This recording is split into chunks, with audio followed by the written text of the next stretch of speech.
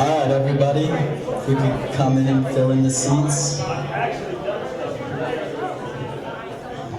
We have a few open seats up here. Raise your hand if you have an open seat next to you. Anybody in the back who'd like to fill in, you can come up here. We got some seats. Or just stay back there.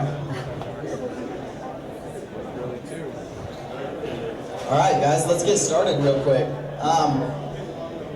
So first of all, this is amazing, guys. Look at this. We have an awesome turnout tonight. We have an awesome event. It is very exciting to see this many people this early on in a political cycle that are interested in getting involved and making a difference. It's really awesome to see this many people here tonight.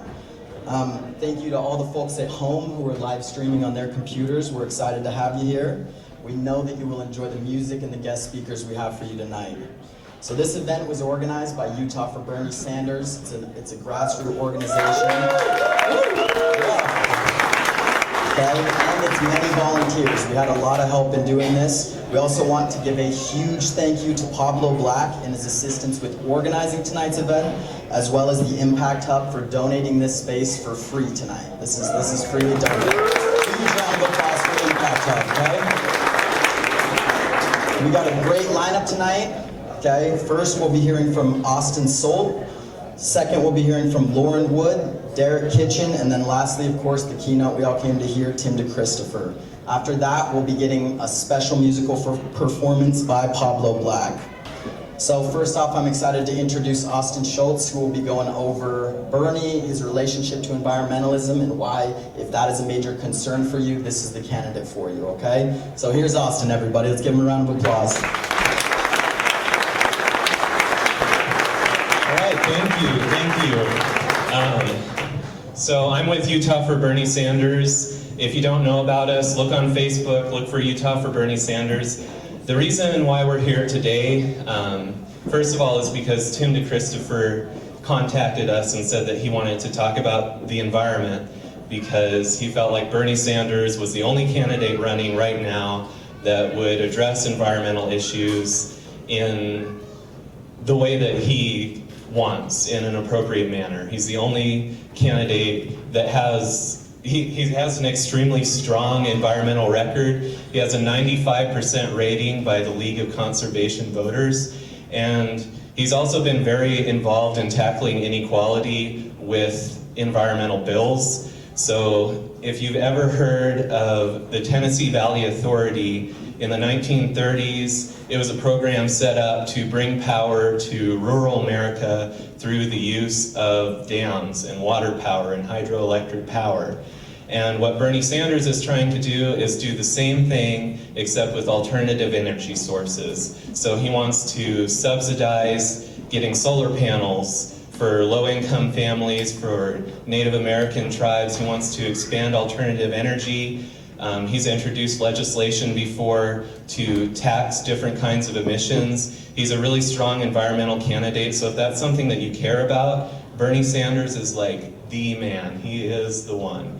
So I don't want to keep you too long, but I really want to encourage you guys that if you come away with this thinking that you've heard a positive message and that you really can embrace what you've heard, and even if the environment isn't the most important issue to you, even if there are other issues, I encourage you to look at Bernie Sanders. But tonight, we really want to encourage you to think about the environment and what it means to you and how you can impact it. And one way you can definitely impact it is through the election. So afterwards, if you've connected, please go to Bernie Sanders' campaign website and donate to him, because we really want to capture all of the momentum from this event and just put it directly into Bernie Sanders' campaign.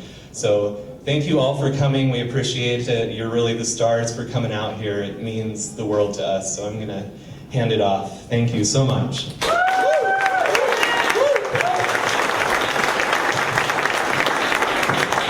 Awesome. Thank you, Austin. And I think obviously what he's saying that is very crucial is not only is Bernie the strongest on the environment, but he's the only politician who's willing to recognize the way that environmental issues play into income inequality and into economic standards in our society and across the globe, right?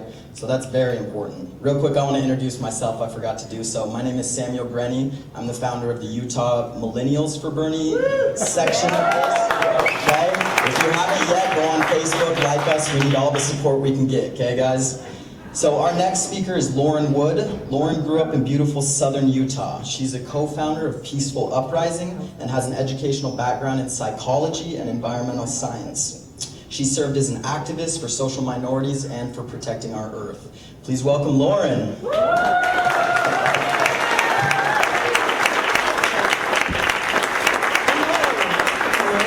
Hello.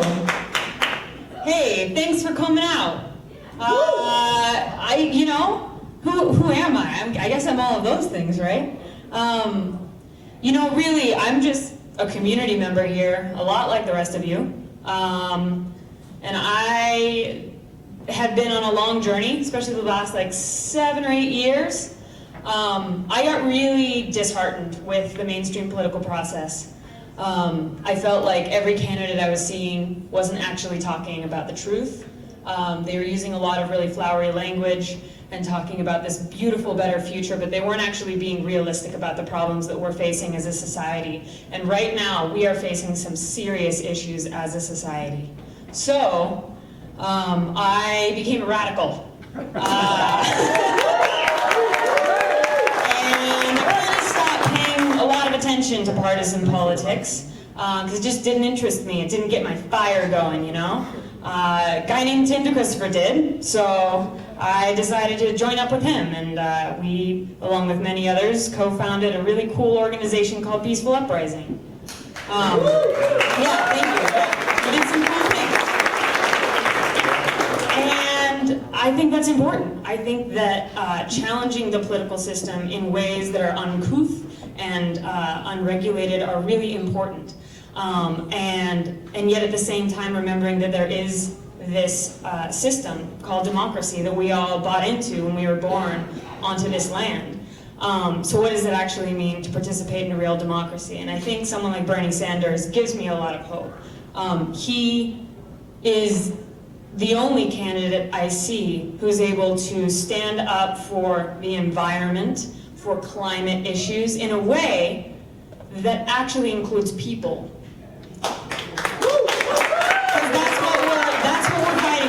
Is not just a beautiful planet, but a place for people to live on. And his nuanced immigration policy, his now very robust racial justice platform, and his focus on dignity of workers and labor are some of the ways in which I believe he's really an incredible ally to the justice movements that I am most inspired by as an environmentalist as well as a human. So I just wanted to touch on one of those things in particular because I think that it's been a hot button issue in the news and we need to speak about it, and that is his racial justice platform. This was not a robust platform. It was not as robust as it was a few weeks ago or a few months ago, and it has gotten incredibly more detailed and robust because of the actions of some very brave Black Lives Matter activists. And it's not easy to steal a mic. And it's not easy to be inconvenient, but they did it. And they're getting a lot of heat from a lot of Bernie supporters. And I have to say, Bernie did not give them heat. He supported them and he changed his platform to meet them and listen to the people who are most affected by their own lived experience. I want a candidate who's going to listen to activists. I want a candidate who's going to listen to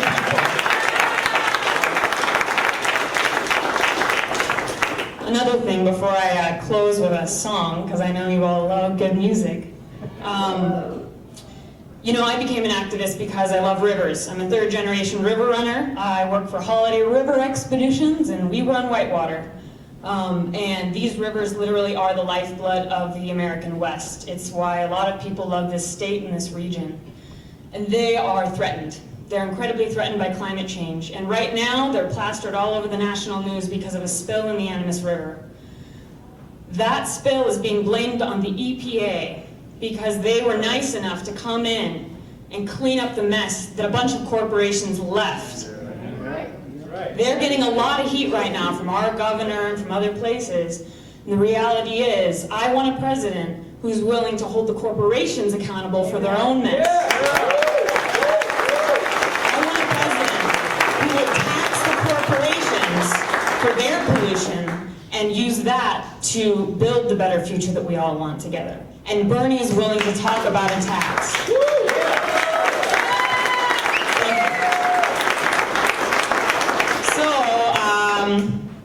I'm now going to play a quick song before the next person. I did not write this, but as all good songs of the folk music tradition, it's okay that I'm singing someone else's song, because this was written by about 50 other people before I changed the lyrics today. Also in honor of almost the 100th anniversary of Joe Hill. This is a labor song. So enjoy.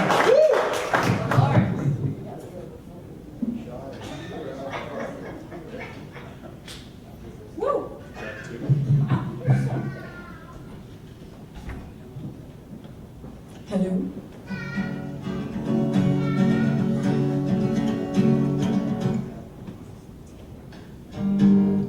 Nope. Nope.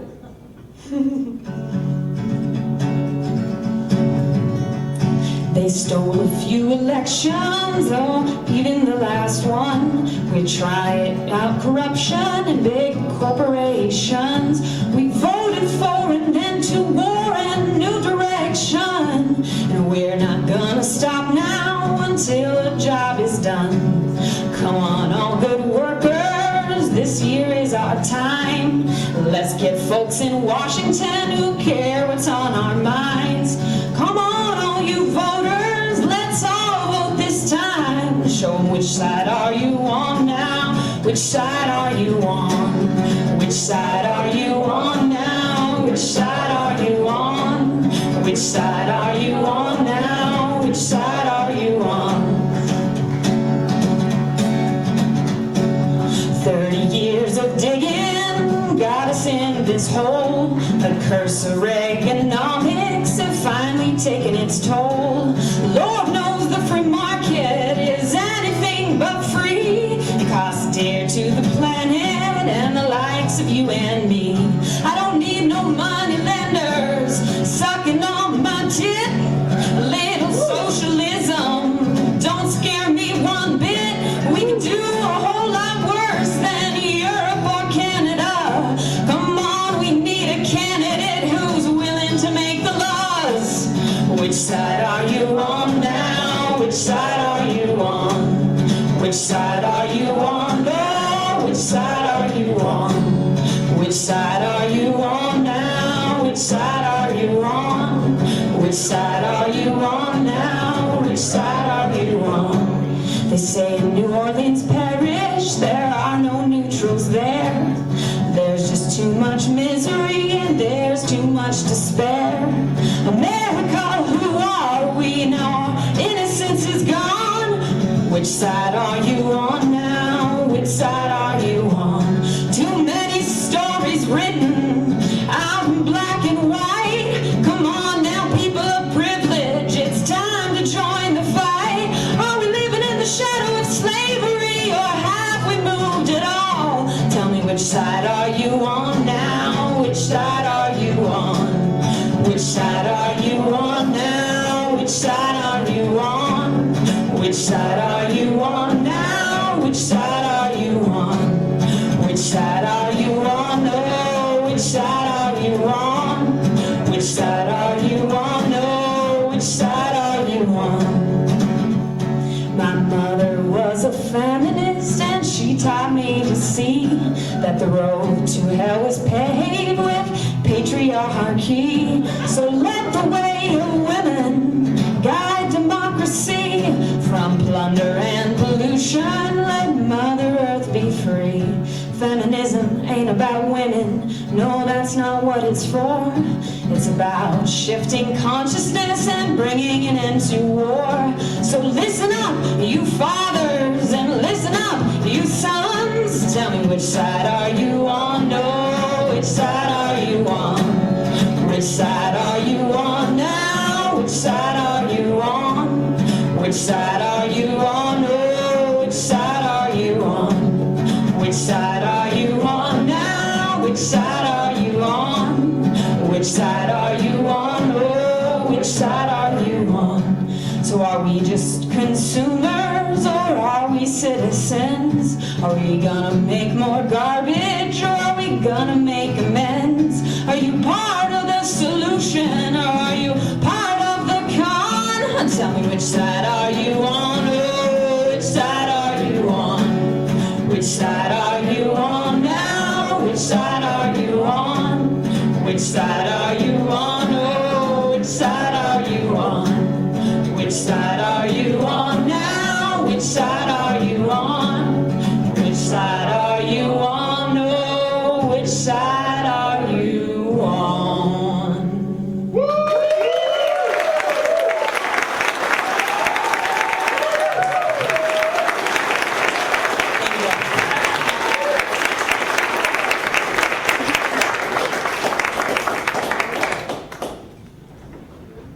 Hey, can we get one more round of applause for that? That was amazing. Thank you, Lord.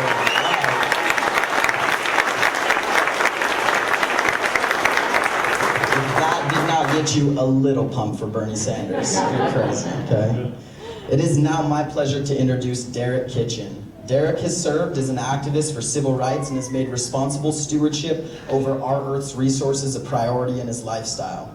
He is the owner of Lazi's Foods, where he and his partner produce Middle Eastern spreads. Derek has been an example of sustainable business practices as he operates his business using a solar-powered kitchen and has earned recognition from the Utah Recycling Alliance for a zero-waste business. He also recently won a big election. Here we go, Derek.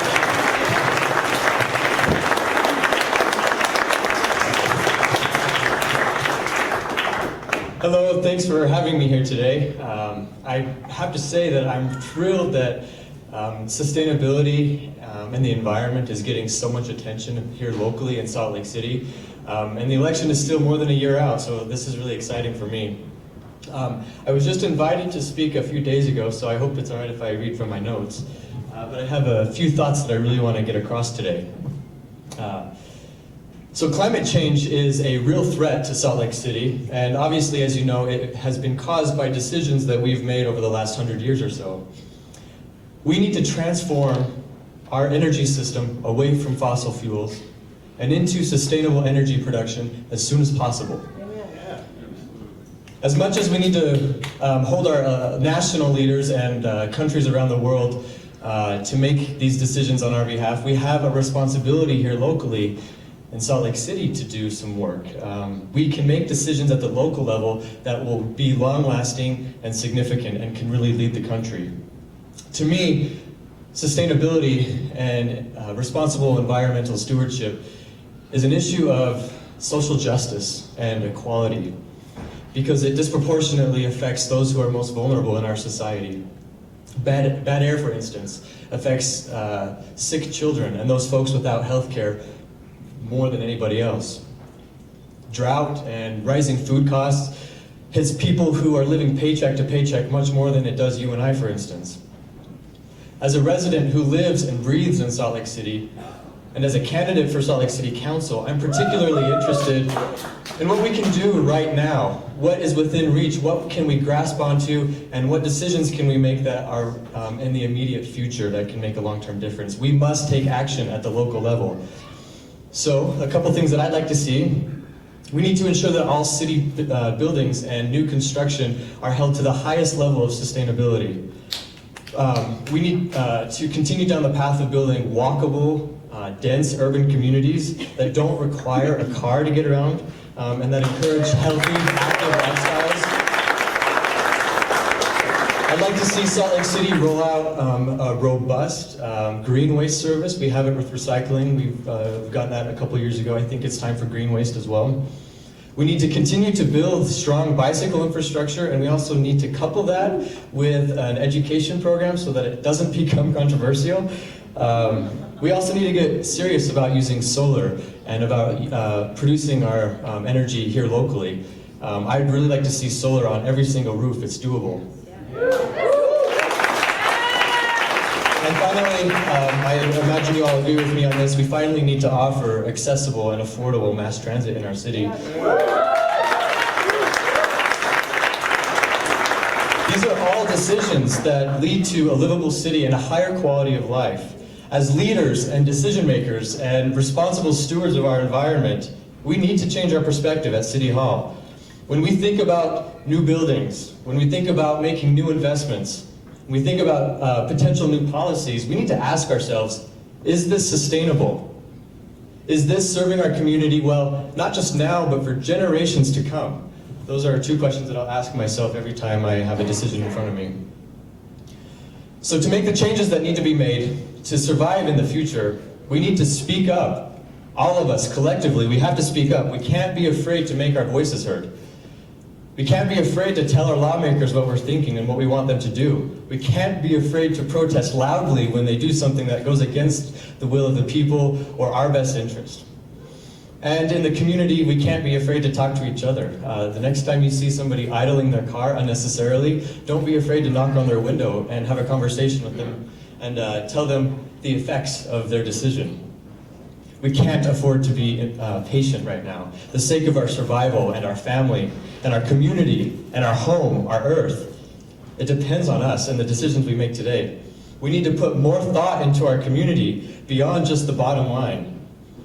This is the responsibility not only of the government, but ourselves and the businesses that we choose to patron and the conversations that we choose to engage in on a day-to-day basis. I encourage you to find the courage to have these hard conversations with your friends and family, but also with strangers. We can change the world, and we have to start here in Salt Lake City. So thanks for being here today.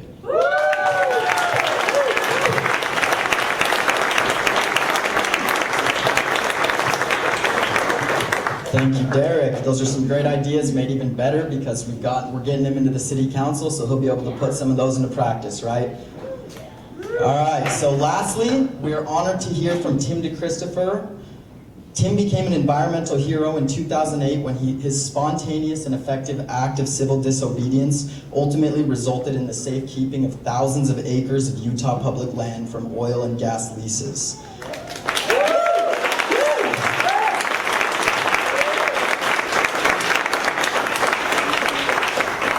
His bold actions to save citizen-owned Utah Red Rock from being destroyed received wide media coverage and eventually resulted in a 2-year prison sentence. His story is recorded in the documentary Bitter 70. Tim continues his activism today through the collective he co-founded, Peaceful Uprising, which works towards achieving climate justice and illuminating the relationship between the destruction of the planet and social oppression.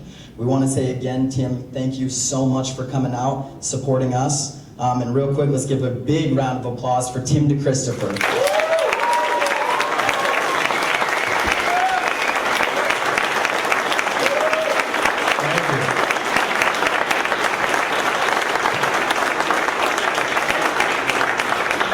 Thank you, Sam.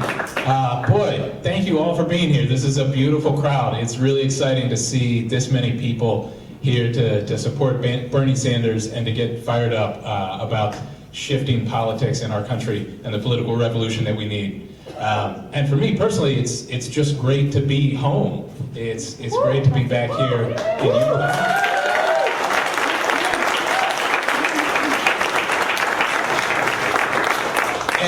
And it's also pretty exciting for me to be here in this beautiful space in the Impact Hub. I was telling Sarah earlier that the last time I was in this room, there was a huge piece of the ceiling sitting right about there, about 6 feet wide, about where Michael and Bill are sitting right there in the middle of the room.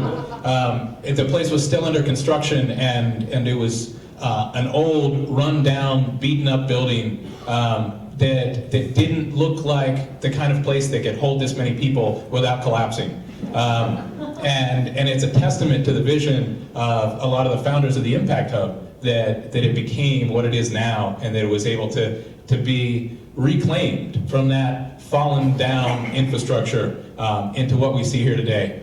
I remember a few years before that, I was at a visioning meeting with Soren Simonson and a bunch of other folks back in, I think, 2010, when the Impact Hub was just an idea, and people were just sharing what they wanted that vision of this place to be.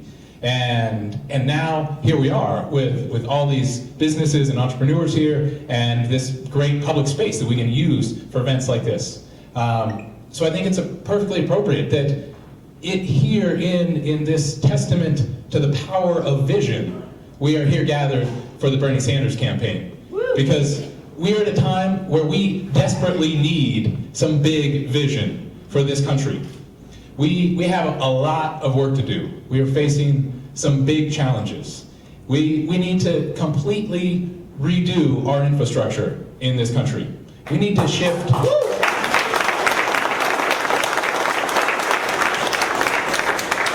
We need to fundamentally shift our entire energy system from oil, gas, and coal to renewable energy. We need to build a real transportation, a public transportation system. We need to build a transportation system that is not driven by fossil fuels. That is a massive task. That's the thing that has undergirded our economy for the last century. And we need to redo it. That's a huge job. And at the same time that we're doing that, we also need to address all the other social crises that we're facing. We need to abolish the system of mass incarceration and build a natural justice system in this country.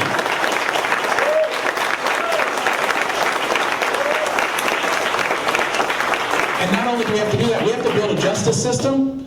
We have to build a justice system that overcomes the lineage of centuries of racial oppression. That's a big task. That's a big task. We have to revamp our immigration system to be one that is humane and respects the inherent worth and dignity of all people around the world. And we have to do that at a time when we're seeing more and more refugees and migration because of climate change, because of decades of unjust foreign policy that is making it hard for people to make a living in their own countries, because of an imperialistic foreign policy that has waged wars around the world. We need to change all of that. And so when people tell me that electing Bernie Sanders to the White House is unreasonable or impossible or not politically realistic, I say, what are you working on? What are you working on that seems reasonable right now? What easy tasks do you see in front of us as a country or as a globe? We are facing challenges that are far bigger than electing Bernie Sanders to the White House. Getting Bernie Sanders elected is just the beginning. And we know that there are lots of policies that we can enact to start making those big shifts that we need. That we can institute a carbon tax like Bernie Sanders sponsored in 2013. And we can institute economic changes that address income inequality in this country. We can start taxing Wall Street and start reining them in. We can shift our fiscal policy to start promoting local investment and co-ops and those sorts of things. There's lots of policies that are on the table. And we're actually hearing lots of policies from lots of different candidates, including some good ones. Lots of candidates are saying some good things right now. But it's important to remember that any policy can be done badly, right? We could institute a carbon tax that is regressive and give corporations lots of loopholes to get out of it, right? We could do that.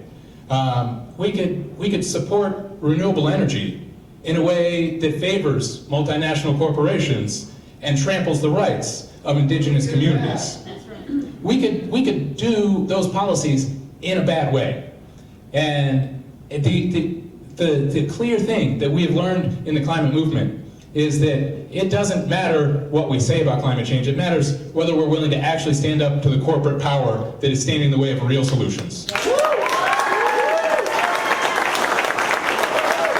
climate change and on almost every other issue, the difference between real solutions, policy done in the right way, and false solutions that just exacerbates our problems is whether or not we're willing to stand up to big corporations. And there's lots of politicians that now say they care about climate change or they support renewable energy. But there are not lots of politicians with a 35-year record of standing up to corporate power. In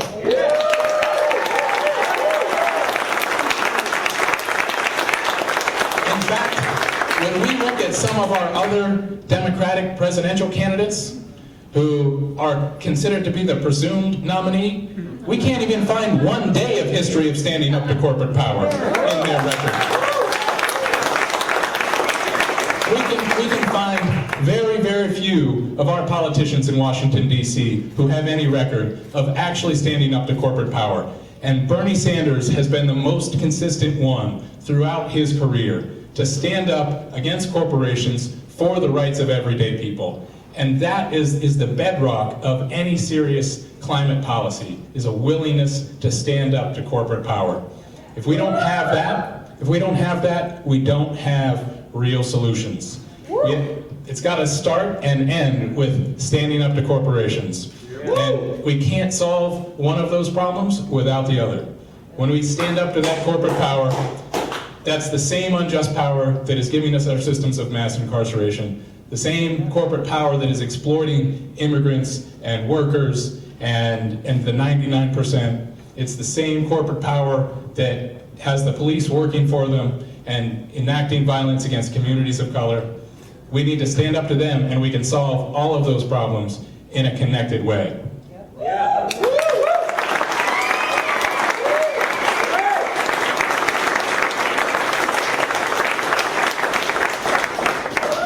And what excites me about the Bernie Sanders campaign is that it's not just about getting Bernie elected, but that when we actually have Bernie as the Democratic nominee at the top of our ticket, that's going to help candidates up and down the rest of the ticket. Candidates running for congressional seats and state legislatures and local seats, candidates like Derek that need progressives to get out and vote.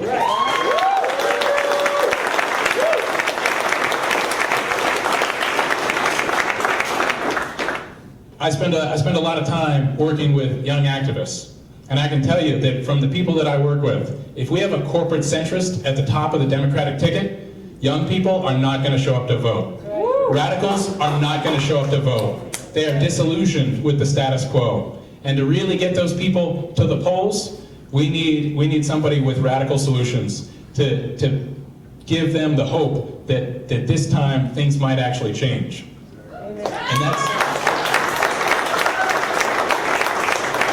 going to help us win seats up and down the ticket. And that's one of the reasons that I'm glad to be speaking in Utah tonight.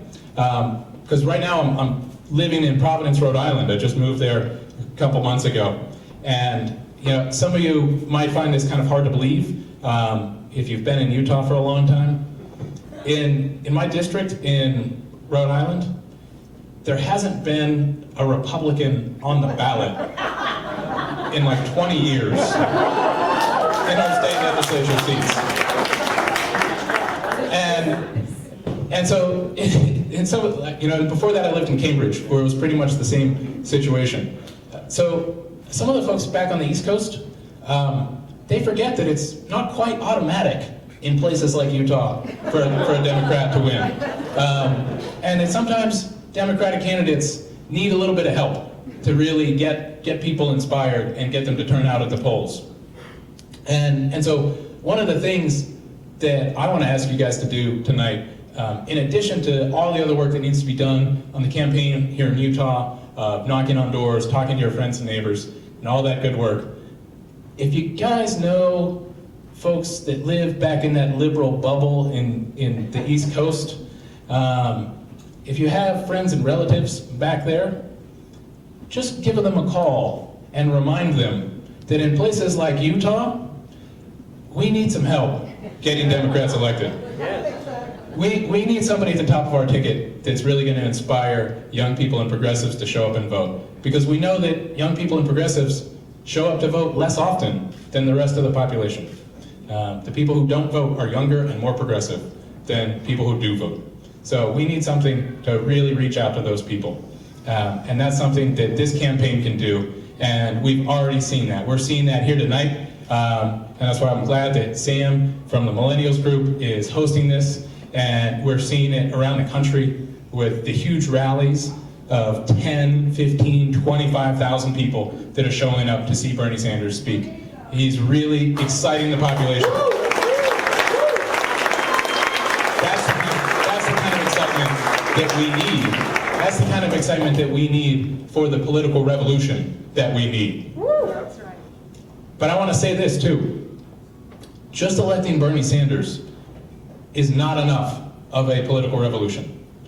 Maybe I'm not supposed to say that at this kind of campaign event, but I guess one of the things I like about this campaign is that it's not just about telling people what they want to hear, but it's actually a campaign that is about speaking the truth.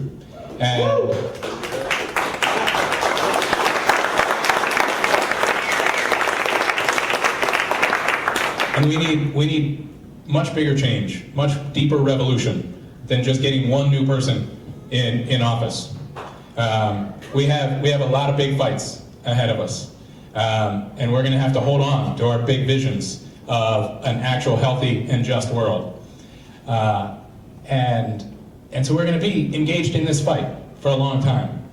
And particularly the young folks like Sam are going to be engaged in this struggle for the rest of their lives. Part of the reality of climate change at this point in history is that it's not going away. It's too late to stop it. There's not going to be some rosy utopia on the other side of a short struggle. We are going to be facing this struggle for the rest of our lives.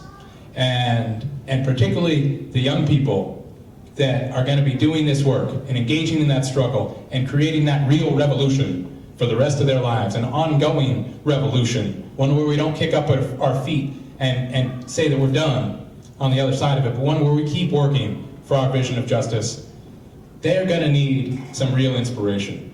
And there's a whole generation of young people that are coming of age right now, and this election will be a key part of forming their worldview and their political view. And that, I think, is one of the most important parts of the Bernie Sanders campaign, is that it's about defining how we do this work, of whether or not we really hold on to our values and believe in the power of our progressive values. Because a lot of people like to tell us what's not possible right now. I haven't met anybody so far who says that they really don't like Bernie's politics, that they don't really like what he stands for. The only critique that I've gotten is that it's not possible, that we should just not have hope, that we should just give up. And if we send that message to our young people, then what do we give them to fight that struggle for justice for the rest of their lives?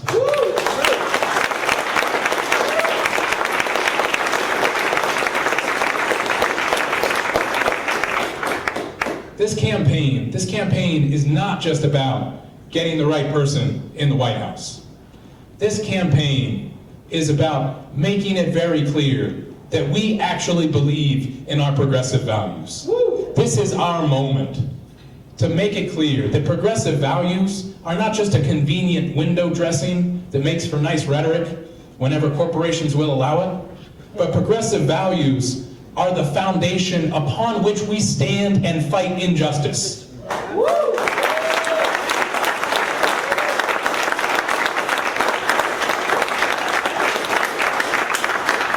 Progressive values are not something that we abandon when the struggle gets tough. Progressive values are what see us through the tough struggles. Now is the time when we define that. Now is the time when we show that we are serious about those values and that we actually believe in them. That is what this campaign shows to each other, That it's a reminder that we hold true to that vision of a healthy and just world, and that we will hold on to our values even when things get tough, even when the experts tell us that it's not politically realistic, when they tell us what can't be done. That is what we are here to do tonight, and what we're going to be doing for the rest of this campaign, and what we're going to be doing next year when we get Bernie Sanders elected, and what we're going to keep doing as we further that political revolution in this country. Thank you all for being a part of that.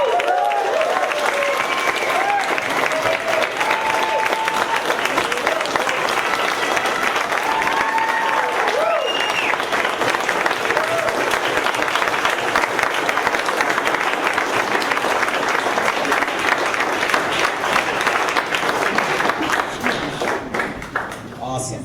It is very humbling to be sharing a stage with somebody who has served time for his convictions. It was wonderful to hear from Tim. Thank you so much. Speaking of making a difference, let's not forget the reason that we came together tonight. The reason any of this happened is because of Bernie Sanders. We all believe Bernie Sanders is the best leader to make a difference and is the only presidential candidate with enough passion to take on corporate America toward effective advances in halting climate change. So please remember to go home tonight, look up Bernie Sanders' website, and donate a minimum of $15 in time for the August 15th money bomb tomorrow, okay? Let's give Bernie Sanders the fundraising boost he needs. He's not using super PACs, it's up to us, his grassroots supporters, to make this possible, okay? So lastly but not least, we are so psyched to have singer-songwriter Pablo Black here to close out the night. Pablo is an environmental activist and founder of the Green City Music Festival. Pablo has shared the stage with artists such as Moody Blues, John Legend, John Forte, Great Lakes Swimmers, Joshua James, and Adele. He's been asked to perform for celebrities such as Oprah Winfrey and Snoop Dogg. With his growing prominence in the music industry, Pablo has cultivated a solid international audience. It's our honor and pleasure to have him with us. So stand up, push back your chairs, and let's all enjoy the beautiful music of Pablo Black, okay?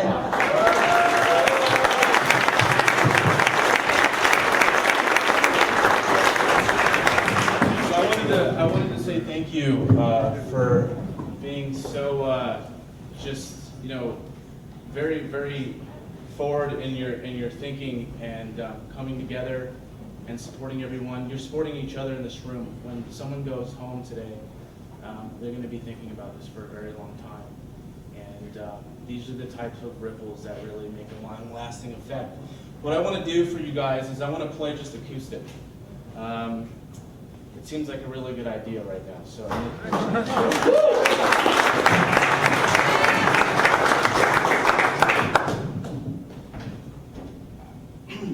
we also don't have a quarter inch, so that is a really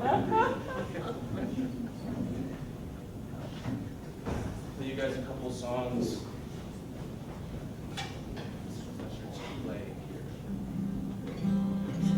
The song's called "Lay Me Down."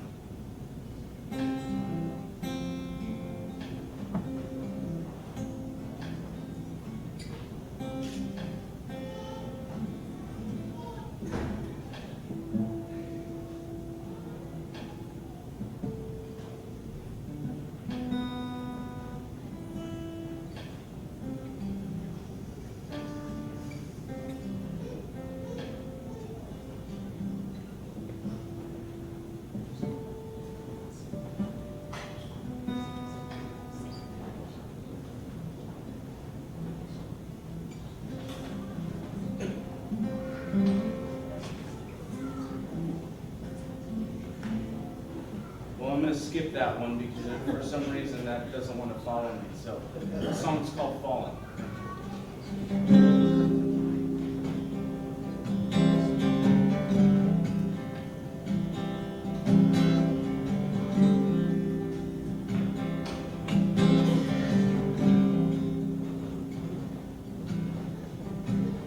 If I die before I wake, spread my ashes across the lake, where we once ran wild and free, just you and me. As I watch you from above, still feel we fall. my dear, it's just you and me. I keep falling, falling, I keep falling, back into your arms, back into your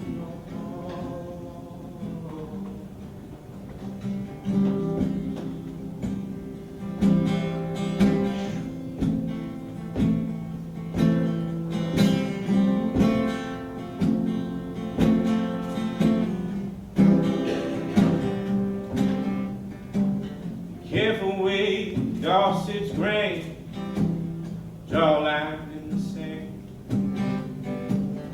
I'll be the thorn in your side, flowers in your hand. You'll never be free of me.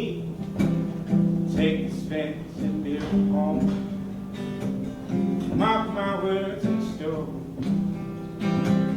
Remember that I loved you.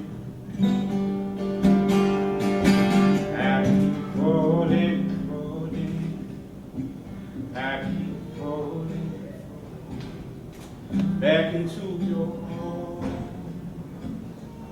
back into your love.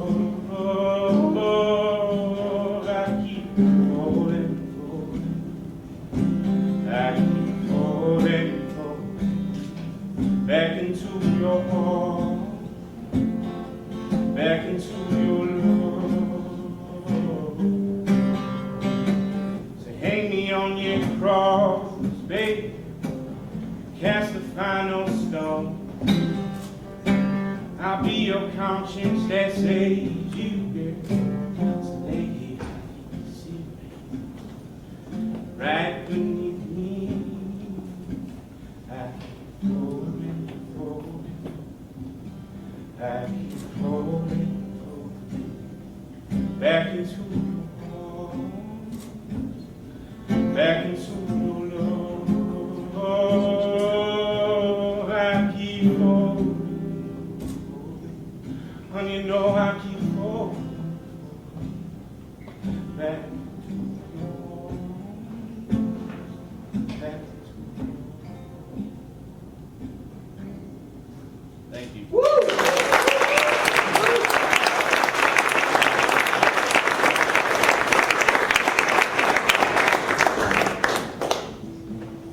I'm so sorry. The guitars go out of tune sometimes, and I guess that's just life.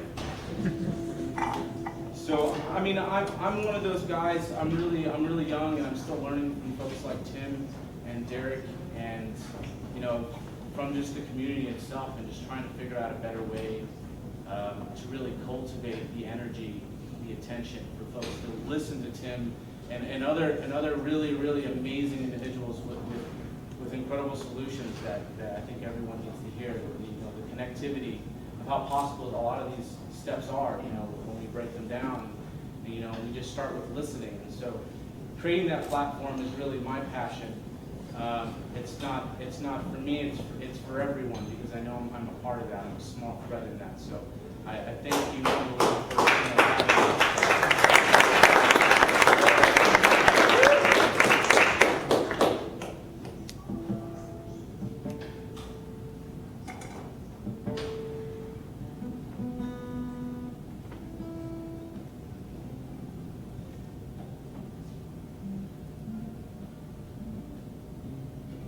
So this song's called Black Mamba, and it's just a really rowdy song. So I just think that this is my last song. Thank you so much.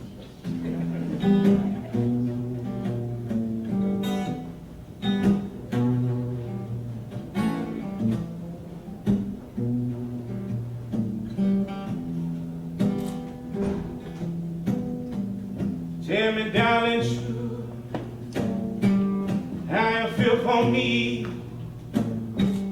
Yeah, no revenge is in the straight line. Yeah, cut me down. Yeah, you eat me up. Yeah, you know my demon. Like my brother. Oh, oh, oh, oh.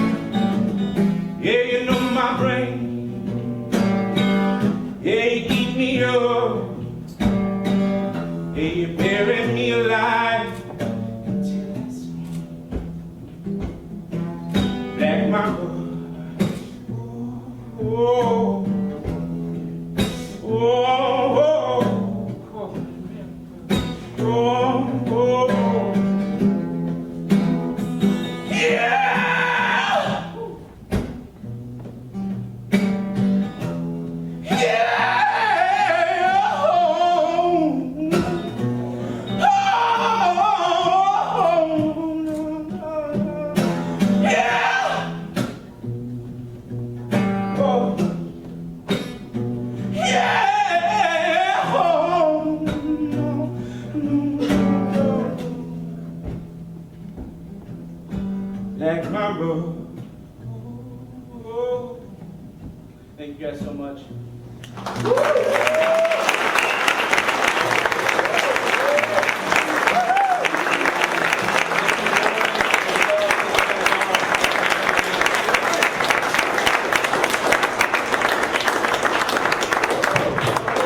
All right, let's give one more round of applause for Pablo. Thank you, man. That was amazing.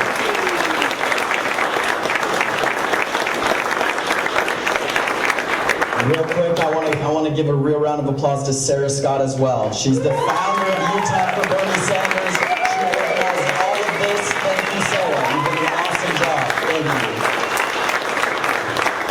Thank you again to all of our guest speakers. Thank you, Lauren. Thank you, Tim. And thank you, Derek, as well. No one was paid tonight. Each of them donated their time and energy so we could give ear to their expertise.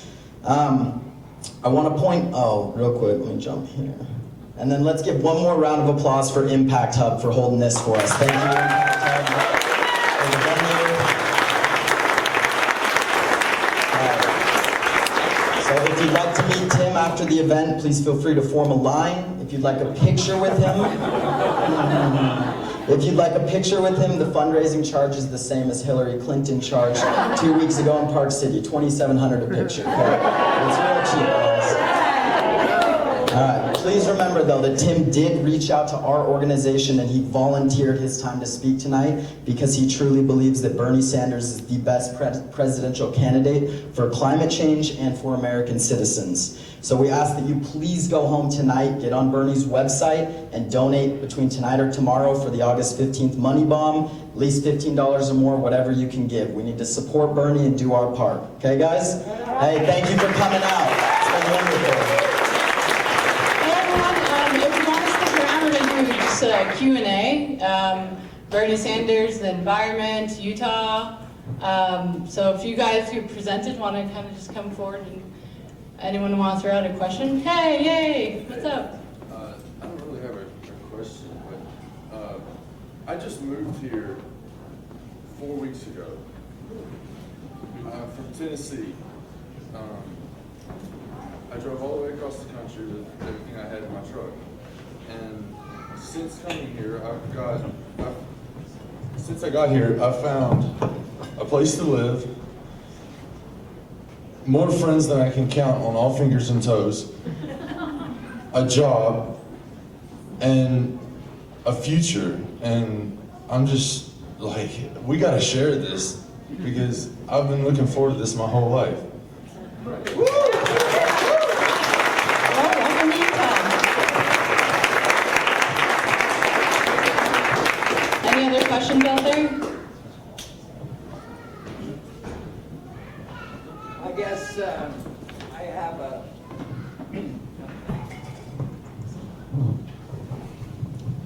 I noticed a lot of references to our younger generation that's coming up. Let me make another reference to our older generation that I haven't heard very much about tonight. And some of these older generation people have more than just money to give. They have experience. They have had to have patience. They've had to have a lot of life experience. And I think they have something to pass on to that younger generation. And I think there needs to be a better pathway defined to help that kind of a system work and assist and become meaningful in this whole process.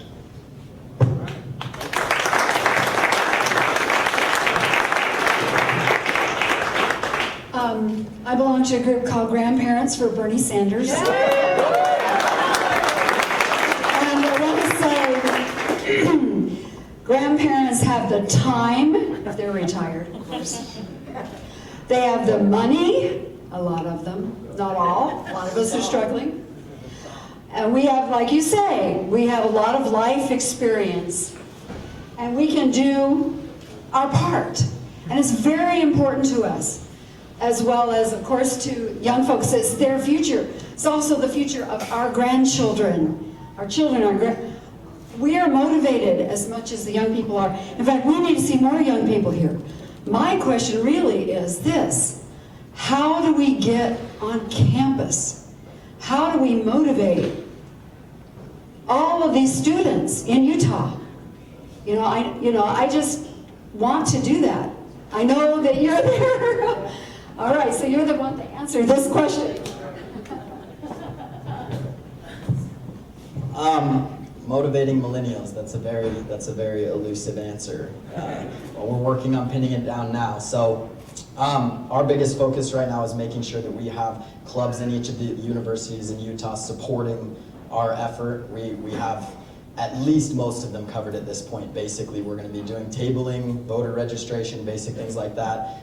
The main goal of our efforts, though, and the Millennials for Bernie side, is to try to create innovative ways to get millennials involved. Things like tabling, phone calls, things like that. It's not things that my generation responds to too well. So we're trying to come up with innovative methods to get millennials not only engaged in Bernie's campaign, but to get them to accept specific policy initiatives moving forward, so that no matter what happens in this election, we ensure that, as we proceed as a generation, we hang on to the values that we have now, which I think are amazing personally, and ensure that no matter what happens in the future, we do take control of this planet and take back what has been stolen from us. So.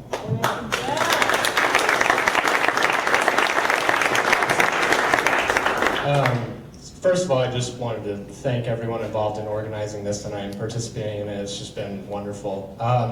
My question pertains to a point that Tim brought up and really eloquently expressed is how do we get beyond conveying the idea that electing this one person is going to make all the difference in the world? How do we start to convey this perspective that yes, it is important to elect these representatives of the people that really strive to be a symbol for progressive change in our society, but also start to instill a sense of responsibility in everyone within the society, and not just having this sort of complacency and relying upon our elected officials to do everything for us. That's a good question. I'll just try really quick. I think it's kind of a chicken and the egg situation. You don't know what's going to come first, but the reason that I brought up the thing about the Black Lives Matter protesters is I actually think that's a helpful and hopeful sign, right? Because we're seeing an elected official who, or currently elected, might be elected differently official, who's actually engaging with a community who is also engaged in their political process and in wanting to take back their democracy. And make it something different. So I think the more that we see a dynamic, transparent relationship between people who are electing to office and the communities who are holding them accountable, that'll hopefully snowball.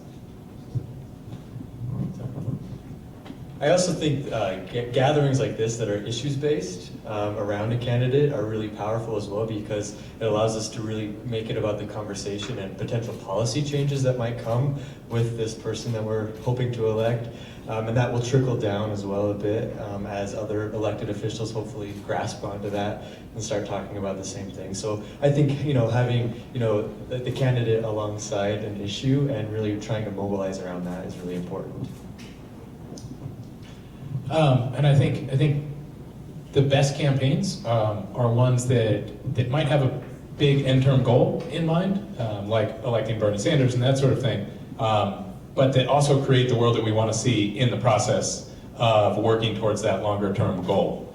And a big part of that is making the kind of connections of people that you're meeting in this room tonight, and in all the work that you're doing of knocking on doors and that sort of thing, of going out and meeting people and actually listening to what their issues are, and helping to meet those needs as a community. Like, as you're pulling together this campaign and getting people together to work on that, also remember to take care of each other in the process of doing that. Help meet each other's needs. Like we heard from the guy here tonight who has had this community help to meet some of his needs of finding a job and that sort of thing. You can actually do that work while you're organizing to get Bernie elected. And I think it'll make your work more successful, and will actually be building the kind of world that we need to, and taking responsibility for our own community in the meantime. And that's actually been my experience organizing here in Salt Lake City. I see a lot of the folks in the room tonight, like Joan Gregory, that supported me. That supported me in my time of need when I was facing trial and facing a prison sentence, not just to organize politically. Like, yeah, Joan did great work of creating Peaceful Uprising and fighting tar sands and that sort of things, which we were doing at the same time. But that community and the Unitarian Church community here and the Peaceful Uprising community, they also helped to support me as a person at the same time. And for a while that was like people bringing soup to my house and that sort of thing when I didn't have time to cook or the money, and people supporting each other in a really real way, supporting each other's needs. I think that's a key to a successful campaign, and one that won't just go away when Bernie Sanders gets elected. It's going to give us the strong community ties to keep doing this work and creating the world that we want to see even after Bernie gets elected. And we're going to be building better relationships in the meantime. That's the really powerful campaign that we need.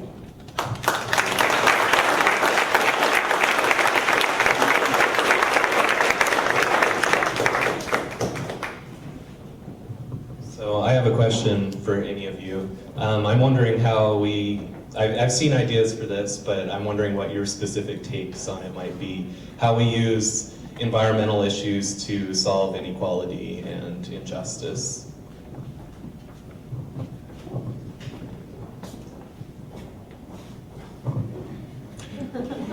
Did you want that? Okay. That's a great question, and needs to be the focus of it. We need to be solving them at the same time.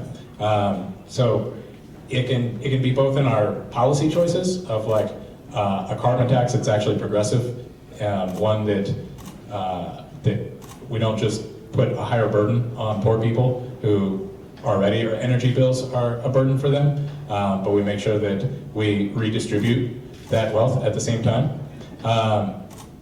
Bernie Sanders is somebody who has talked about a Robin Hood tax on Wall Street, and using that to fund the infrastructure developments that we need. That's something that restrains the greed economy while building up the people-powered economy that we actually need and that actually supports people's everyday needs. So I think those are important connections. But I think a big part of the way that we do it is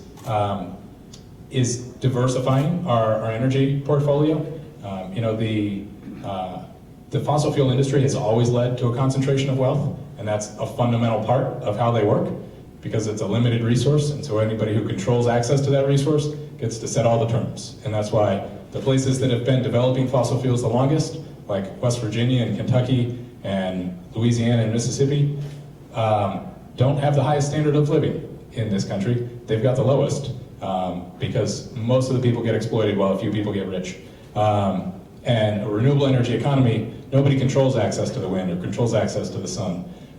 So the wealth is more likely to flow to whoever does the work of harnessing that energy. So it's a model that is more likely to empower workers.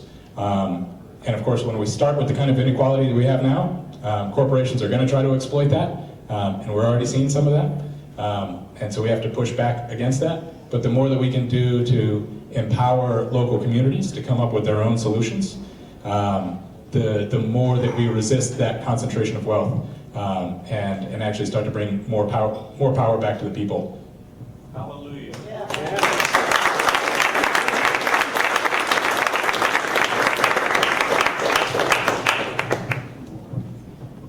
Thank you. Regarding Utah versus the East Coast, which was brought up, I just wanted to remind everybody that while Utah might not matter in the general election, it sure as heck has a primary like every state. And if I can remind you guys further, if you took away the red states from the primary, I'm not sure Barack Obama would have won the nomination. And second of all, I agree we should be calling people on the East Coast, but I'll point out that on the East Coast, people often get it wrong. On the East Coast, people are very pro-establishment Democrat. We need to tell them what the Democratic Party really should be about. That's why we should be calling them.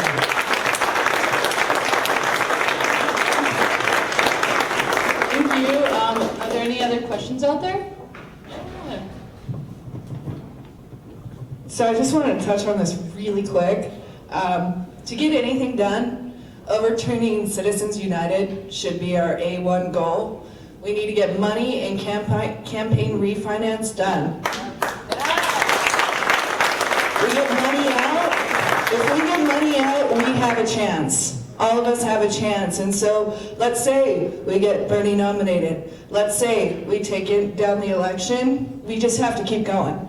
Because until we get money out and vote every person that represents special interests, corporations, we're going to get more of the same. I don't care who says what. They're the one footing the bills, and we're the ones getting screwed. So I just wanted to say, woo, money in politics. Hey, one more thing. I know there's a lot of focus on progressives, but I think it's really important that a lot of people understand Bernie Sanders, what his platform has, appeals to Republicans. I'm very active on social media. He has a lot of Republican fans. He has a lot of independent fans. He has a lot of Democrat fans, and he has a lot of progressive fans. Millennials, my daughter doesn't know anyone that isn't voting for Bernie. So online, we're killing it, and reach out to everybody, because don't just focus progressive. It speaks to everybody, and all of us are unhappy. So just remember, go for it. Woo!